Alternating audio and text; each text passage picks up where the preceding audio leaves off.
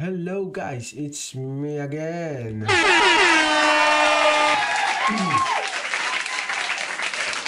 Pag-usapan natin itong mainit-init na bardagulan ni Tito Soto at ni Senator Joel Villanueva. Bago ang lahat, at kung bago ka lang sa akin channel, please subscribe and hit the notification bell button para sa marami pang video.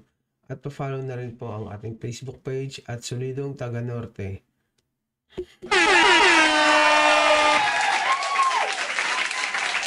Tara, umpisa natin. May I know why the computation is the majority members of the so-called majority are getting 10 members into the commission on appointments? Yes, The Mr. majority President. leader may reply. Mr. President, the computation is based on an 80-20 representation from the majority and the minority. 80% of 12 members would be equal to 9.6 members, which may be rounded out to 10 members. 20% of 12 members would equal to 2.4 members, which is rounded out to 2. If you look at the composition, Mr. President, right now of the Senate, we have 19 members in the majority. Over 24 is 0.79, Mr. President. 5 members of the minority, over 24 is 0.20. And if you multiply, Mr. President, 0.79 times 12 is 9.6, 0.20 times 12 is 2.4 members, Mr. President. Talino mo!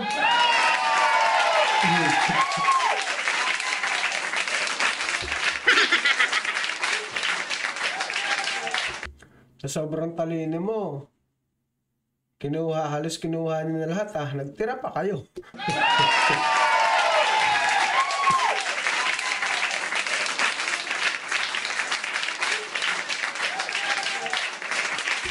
Di ba dapat hindi ganyan yung hatian? By ano yan may political party yan, di ba? Aray ko! Gahaman ka masyado. Lahat na lang inangkin mo na, pati yung 12 billion. Sige, tuloy natin. President. May I know the basis of Op. Pasok, Tito Sen. Birahi. Nga tuloy. the percentages being mentioned by the majority leader, Mr. President? Because the last word I know is that the Supreme Court has decided that if there is controversy in the Pagka merong hindi na mapagkakaintindihan dyan, ang ano na yung Supreme Court, magkakaroon sila ng basehan by political. Ganun yun. Yun pagkakaalam ko Wala kasi ako masyadong alam dito sa usaping CA. Sige, tuloy natin. composition of the Commission on Appointments, it is very clear that the Senate must follow the party lines and the party representation. Yun nga yung sabi ko, party. Yung political party. Parang ano? Yung PDP. Yan. Nationalista. Yan.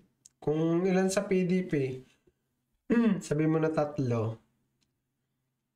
0.5, bali 1.5 na sila. 3 na yun Ganun na magiging hatian dyan.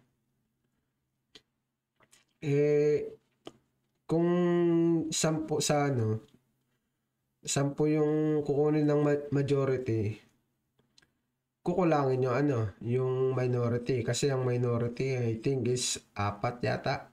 4, 5. Ganun, 5. Dapat 2.5 ang makukuha ng minority. Ang kaso, ano lang makukuha nila? 2 lang, 2. 2 pwesto lang. So, yung isa, walang mapipwesto.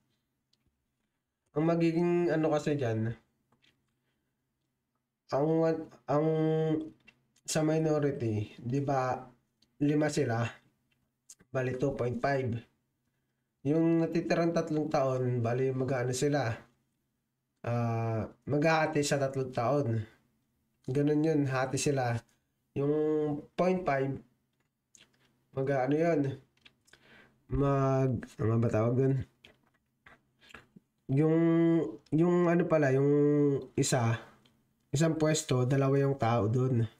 Bali maghahatian nila yung 3 taon na natitira.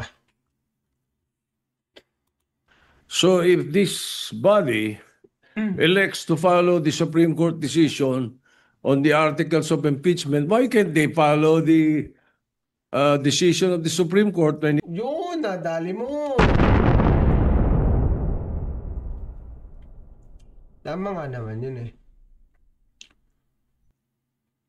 Sinunod niyo yung yung decision ng korte na null and void. Tapos in-archive nyo. Null and void is invalid na yun. Invalid, in-archive nyo pa. Yung forfeit nga, hindi nyo sinunod eh. Pinormants nyo eh. 4 months. Hindi forfeit. Dinelay nyo ng dinelay eh. Tapos nung magkakaroon na ng desisyon yung korte, minadali nyo naman. Hindi nyo pa nakakantay yung desisyon. Antindi. it comes to the computation of membership in the Commission on Appointments. So therefore, there is no such thing as 9.6, 9.5, 2.5, 2.4. It should be members of the NPC, 6. 3 of them should be in the CA. Members of the NP, Nationalista Party, is 2.5 or 5 of them. So therefore, 2.5, 2.5 Yes, tama. should be in the Commission on Appointments. Tama nga yung sinasabi ko. Yung 2.5. Kailangan nila ng 2.5 kasi 5 sila eh. And then the rest are single members of each party, and therefore they could talk to the other members so that their 0.5 can be a total of 1%, 1 for each representation. There are easily 11. Parang kasi to eh. Parang yung inaano nila. Wait lang, patayin natin yung ads muna.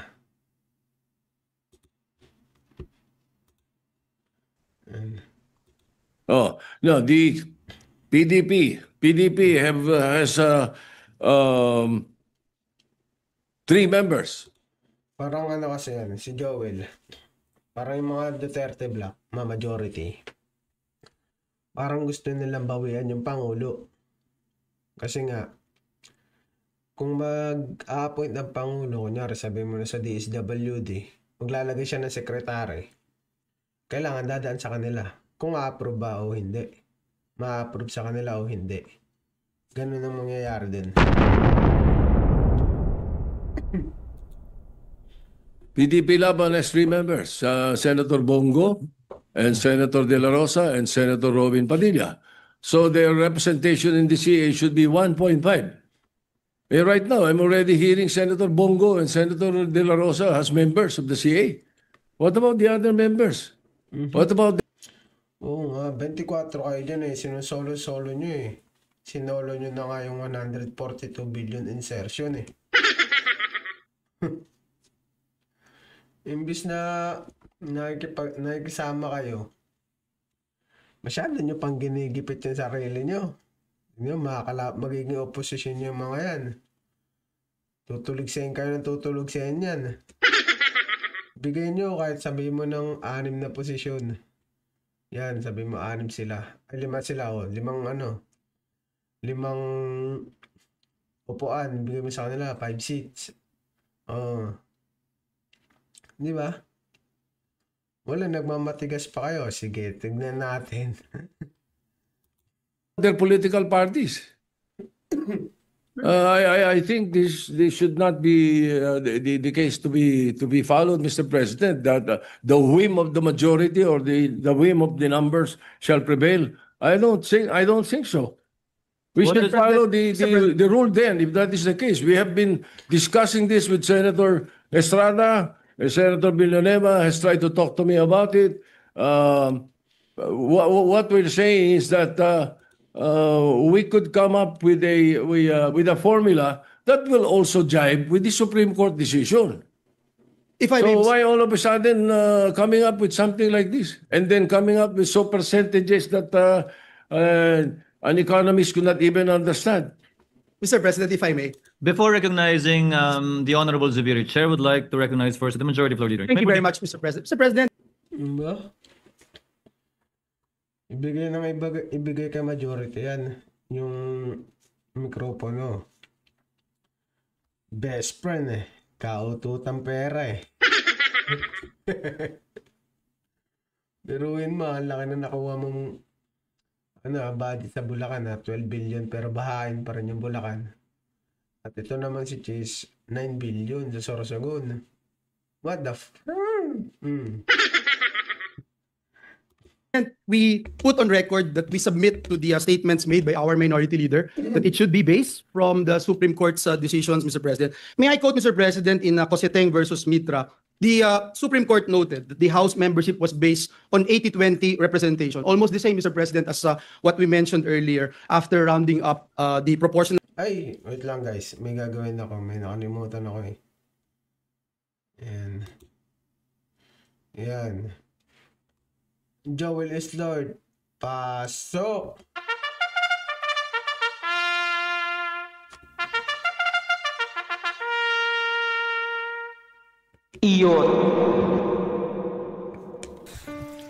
Anong kailangan kong gawin? Ginatuloy na natin. Recognizing the Honorable Zubiri, Chair would like to recognize first the Majority Floor Leader. Thank you very much, Mr. President. Mr. President, we put on record that we submit to the statements made by our minority leader that it should be based from the Supreme Court's decisions, Mr. President. May I quote, Mr. President, in Coseteng versus Mitra, the Supreme Court noted that the House membership was based on 80-20 representation. Almost the same, Mr. President, as what we mentioned earlier after rounding up the proportional representation of the LDP members comprising the majority during that time, Mr. President. Let me quote, Mr. President, the decision. The composition of the House membership in the Commission on Appointments was based on proportional representation of the political parties in the House. There are 160 members of the LDP in the House, and they represent 79% of the House membership. 80% of 12 members in the Commission on Appointments would equal 9.6 members, which may be rounded out to 10 from the LDP. Mr. President, noting, Mr. President, in the recent Congresses, membership in the CA has not been based on representation of political parties, but rather on proportional representation. And in this case, Siguraduhin mo yung ingay mo. Merong ingay yan sana pag iniimbestigahan ka na. Baka naman magmakaawa ka na naman. Patay mali siya. Hingi simpatya. Pero siya naman tong may kagagawan. Aray ko! case, Mr. President, we computed, Mr. President, the members of the majority and the minority bloc in the Senate. Also, Mr. President, let me point out, in the same formula the Supreme Court cited in its decision, Gingona versus Gonzales, the practice of rounding off that has not been consistently followed in the 15th and the 19th Congress. Mr. President, in the same Supreme Court decision, the SC explicitly mentioned, it is also a fact accepted by all such parties that each of them is entitled to a fractional membership on the basis of the rule on proportional representation of each of the political parties or coalition, Mr. President. So, Mr. President, if the question is every senator would have a 0.5 fractional membership, the senator does not actually hold that 0.5 fractional membership, Mr. President. Ang may-ari po nito ay yung coalition. Ito pong sinasamahan niya na bloke. And that's why, Mr. President, if the question is whether or not a senator from the majority bloc, for instance, would give up his or her fractional membership to another party, it cannot be done, Mr. President, as the proportional allocation of seats belongs to, again, to the party, coalition, or bloc, and not the senators themselves. And the Supreme Court is very clear that a senator is not ipso facto entitled to a CA seat.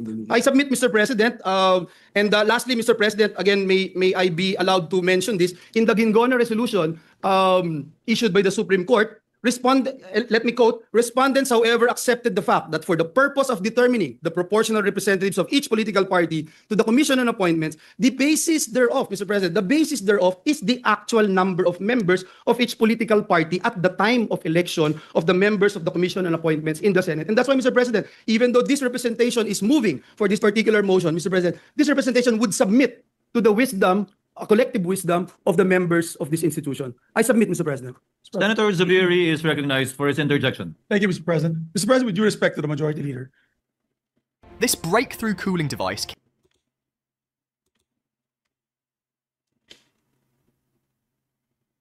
it's smaller than a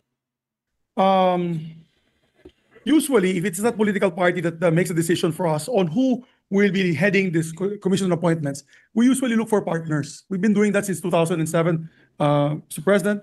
I remember in 2016, my partner was Senator Richard Gordon. And he allowed me to take my seat in the CA actually for almost 2 terms, or two congresses, which is the 6th, 17th, and 18th congresses. And may kahati po ako, kaya 0.5 kami. He could have Yun nga yung sinasabi ko, guys, no? Sa 3 taon, paghahatian nyo yung dalawa, 2.5 kayo. So, bali, equivalent of 1 na po yun. 1%. Ganun po dapat.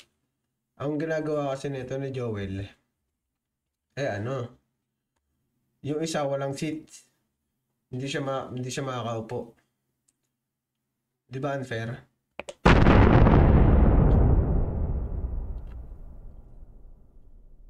Senador din naman sila.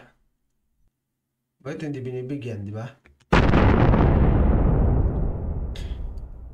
Masyadong gahaman si Joel. Halatado masyado. taken the first 1.5 years and I could have taken the second 1.5 years. But what he did is he gave it to me. Hindi na siya umupo sa kanyang position or karapatan bilang CA member. Kaya dito lumalabas, mga kababayan, no, sa ating Senate President, may ka-partner po tayo. So, that's why we computed it at 9.5 and 2.5. That's also the right of the minority to have the 0.5 seat. Kaya nga sabi ko nga, Mr. President, maybe if we cannot get ourselves from that deadlock that there's a 0.5 seat, but we must at least recognize that the minority has the 0.5 seat. I mean, schematics lang yan eh. 0.4 yung sa majority, 0.6. Pero sa totoo yan, 0.5 yan, kalahati-kalahati yan, Mr. President. Because we share our seat with another member. That's how it is. That's the tradition. I know Senator Jinggoy is familiar with that. The Senate President is familiar with that. We just look for partners. In the time when I was Senate President, Your Honor, the Senate President, I gave my share actually to the Senate President, to Senator Chis Escudero, so that he'll have a full membership of the CA. Kasi kalahati ko siya. Wala akong kahati dahil ako yung presiding officer ng CA. So yung punto ko po dyan, Mr. President, kawawa naman yung 0.5 seat ng minority. 0.5 na lang nga, tatanggalin nyo pa at ibibigay nyo pa sa iba. Papayag kami na may kahati po kami sa minority, sa majority.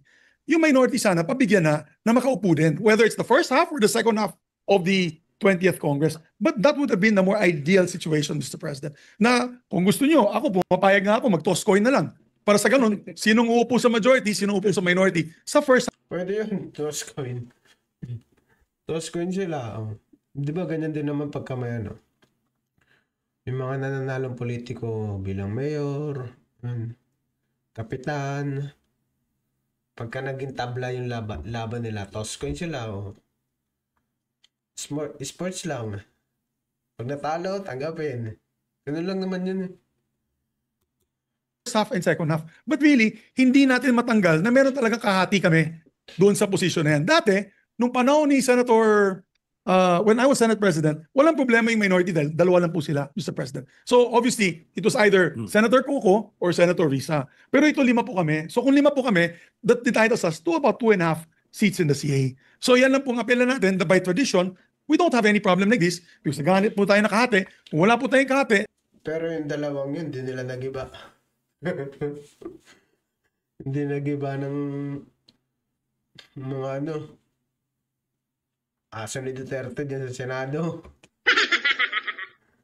Di, toss coin na lang po, yung kalahati. Sinong upo muna at sinong upo huli. Pero, you cannot rob us from that 0.5 right of us to be able to sit in the Commission on Appointments. Mr. President. If I- Noted. With the permission of the President. minority leader, I am sorry I took his time.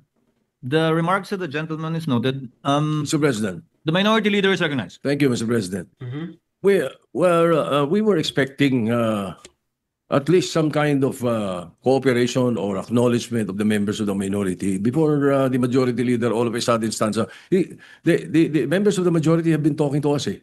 Nakikipag-usap, kanina lang kinausap kami ng President Pro Tem. Ngayon biglang titindig itong majority leader na biglang he will be ramming down our throats. 10 members. Ooh! Kainitan na. Ngayon, banatan mo, Tito Sen. Soplakin mo. Pahiyain mo. Ibaon mo. Wala talaga yan si Joel. Gaman masyado. Dapat to, makulong din to eh. Si Joel eh. Pag ito nakulong, papaselebrate ako eh. Tapos to si Cheese. Tapos yung dalawang ano, padala niya na yan sa daig. Tuloy. Members of the majority all of a sudden we're expecting more cooperation and more better treatment for the minority because we're trying to our best to treat you as well because we can make it harder for you if this is what you want. Kaya we were expecting Yun! Yun ang matindi.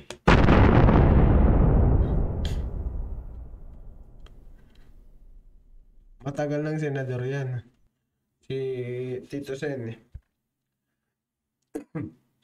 Subukan nyo. Subukan nyo lang. Para magkaalaman. something better. Konting pakisamahan naman dito it's been that way since before. Pero kung ganyan ang gagawin natin, kasi the other members of the majority should know that ano lang to it's a matter of party representation And if we do that, if we follow the party representation, simple 6 NPCs, 3. Ginagawa kasi ng mga majority na to, napakasimple na nga ng rules. Ginagawa pang komplikado. Aray ko.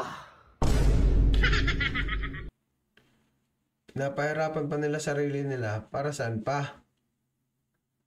Para makaganti lang sa Pangulo? Ano ubra? Hindi kayo uubra dun. Talinong tao yun. Po, they decide sino 3. 2 po ang 5 ang Nationalista Party, 2.5. So may bakanting 0.5. Yung PDP laban, 3. So 1.5. May isa at may bakanting 0.5. So pag pinagsama mo yun, 6 or 5. 6. And merong 1.5. And then there are 10 members who are either single members of the party or are independent. And in that case, 10 of them, 5 of them sits in the CA dapat. Yun ang dapat. Yun na nga kasi yun eh. Sinabi ko. Sa 3 taon, tig 1.5 sila, ay tig 1 kalahating taon sila, uupo. Bali 0.5, 0.5. Ganon, para maging 1%. Yung seat na yun, para mabuo talaga yung seat na pinag-aano nila. Yung pinagbabangayan nila ngayon. Dapat formula. Ganun lang kasimple dapat sana yung formula, Mr. President. Kung hindi naman, andun yung alternative formula which is majority-minority, okay. Pero we were expecting, the simple respect to the members of the minority na kinakausap naman kami. Hindi kami saling-pusa dito. Yun. Ano kaya sagot ni Joel dito? Gituloy natin. We can make this easy for you and we can make it also difficult for you. We leave it up to you, Mr. President. My objection stands. I don't think we should continue with the election until we have discussed this properly, Mr. President. What Mr. does the President, if I may, leader Mr. say? President. Thank you, Mr. President. Mr. President, God is my witness. Oy! Ayan na naman siya. Lagi kayo sumasandal sa mga ganyan, ano?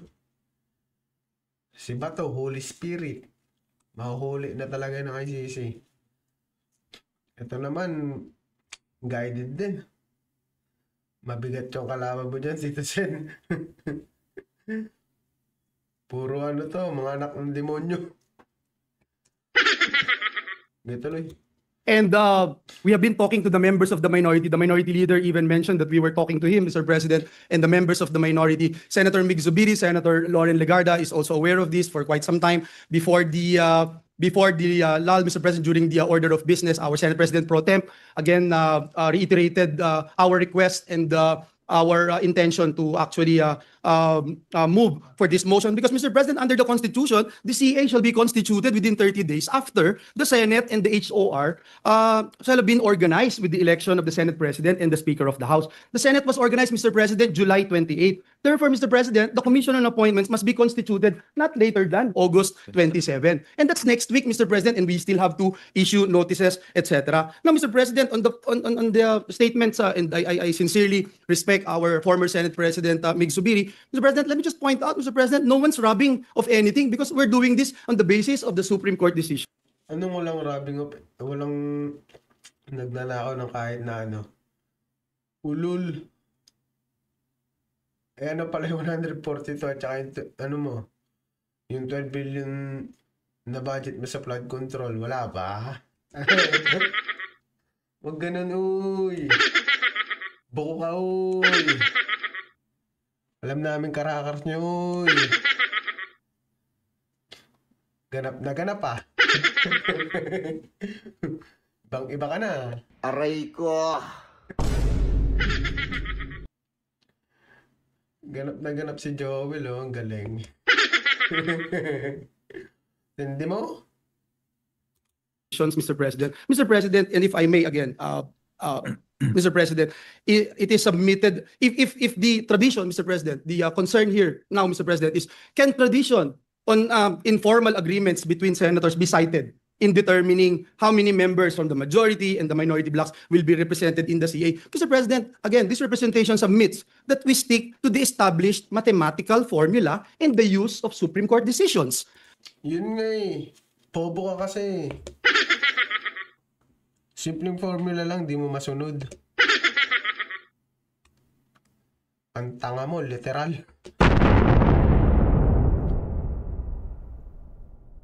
Yan ang nagagawa ng pagnanak. Muntik pa madulas.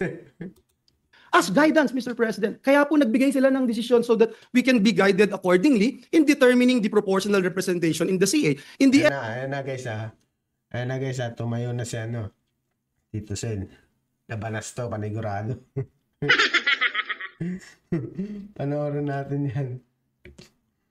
resolution, again, Mr. President, on Gingona versus Gonzales, the court said, no practice or tradition, no practice or tradition established by a mere tolerance can, without judicial acquiescence, ripen into a doctrine of practical construction of the fundamental law. In the same decision, Mr. President, in the Gingona resolution, it also states, who decides the question of proportionality, Mr. President? Who decides? The power to choose who among them will sit as members of the Commission on Appointments belong to the Senate, Mr. President. And that's why, Mr. President, even this representation who made that motion will submit to the decision of every member of the Senate. And furthermore, Mr. President, in the Coseteng versus...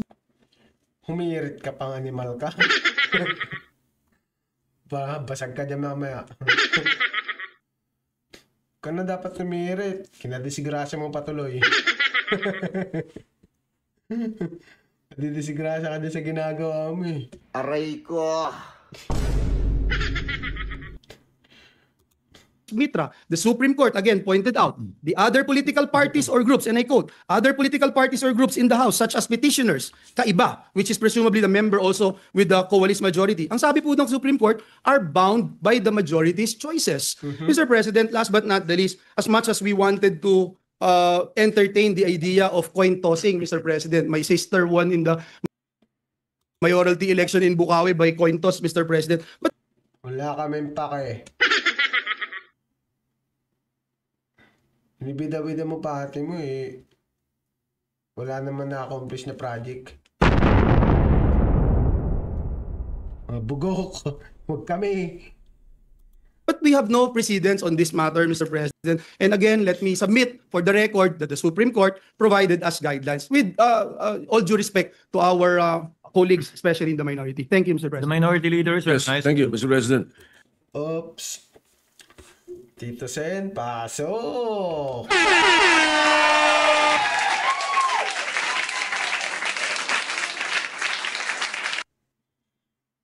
If you like me and I'll Nag-ads pa nga.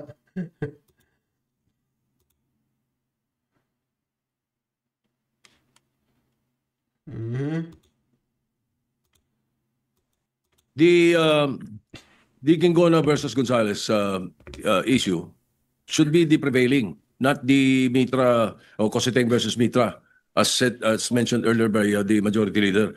The interpretation of Constitution Article 6, Section 1, Section 18 is very clear. Basis of proportional representation from political parties and party organizations. Ang linaw nun eh. Walang sinasabi itong majority and minority. Mr. President, if I may, I believe The the majority party, leader the is party organization is the minority and Ano? Si Joel. Payak na. Payak na si Joel. the majority. And I submit again, Mr. President, hindi po ako magmamagaling-galingan or magsasabing Yes. Lakas-lakas na ng boses mo eh. Bida-bida ka nga eh. Huwag kami, hindot ka. eksperto dito. But nais ko, Mr. President, na isubmit itong aking posisyon sa body, Mr. President, at maging sa mga kasama natin dito sa bulwagang ito, Mr. President. Aray ko. Payak. Payak na. Payak na si Mokong. Mr. President, di ko pwedeng sabihin yung laman ng Constitution ng parties, organizations, meaning majority and minority. That is a very poor interpretation, Mr. President. Ang linaw eh. The basis of proportional representation from the political parties and parties or organizations registered under the party list system represented therein. Hindi ko makikita yung majority-minority doon, Mr. President. So I think kung Sige, Joel, manipulahin mo pa. Na mo. Ay, more than blood control, kunyari. what the Filipino people Wait lang kasi. may I know why the computation is President, na isubmit itong aking posisyon sa body, Mr. President, at maging sa mga kasama natin dito sa bulwagang ito, Mr. President. Mr. President, di ko pwedeng sabihin yung laman ng Constitution ng parties, organizations, meaning majority and minority. That is a very poor interpretation, Mr. President. Ang linaw eh. The basis of proportional representation from the political parties and parties or organizations registered under the party list system represented therein. Hindi ko makikita yung majority-minority doon, Mr. President. So I think kung sa mga simple membership ng mga committee, kinukonsulta members ng minority, kinukonsulta bawat members nila, bakit hindi sa napaka-importanting body like the Commission on Appointments? Ba't hindi makakonsulta? The President pro temp was talking to us about it just a few minutes ago. That's the point, Mr. President. Bakit ganito? But then again, that is my appeal. And if it doesn't work, then let's work. Mr. President, I submit, Mr. President. I think we have been debating. Anong kailangan kong gawin upang malaman mo ikaw ang minamahal ko? Paiyak na eh. Wow, Joel. Debating on this, Mr. President. Again, that is the position of this representation, and we submit it, Mr. President. So yun nga guys, no. Sinabi ko naman talaga sa ano na ganun nga talaga yung ano, yung ano ba yan? Ganun po talaga yung kalakaran sa loob ng Senado. Gahaman masyado. Yung majority masyadong gahaman. Biruin mo, inangkin na nila yung 3 taon, nag-iisa. Walang hati-hati. Totoo guys, bonus para sa inyo.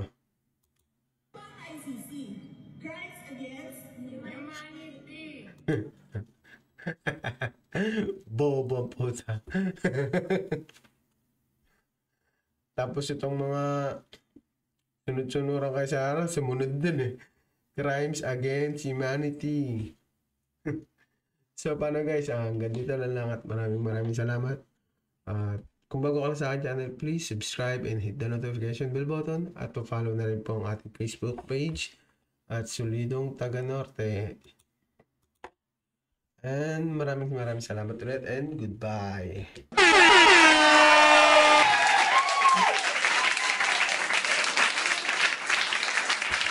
Aray ko.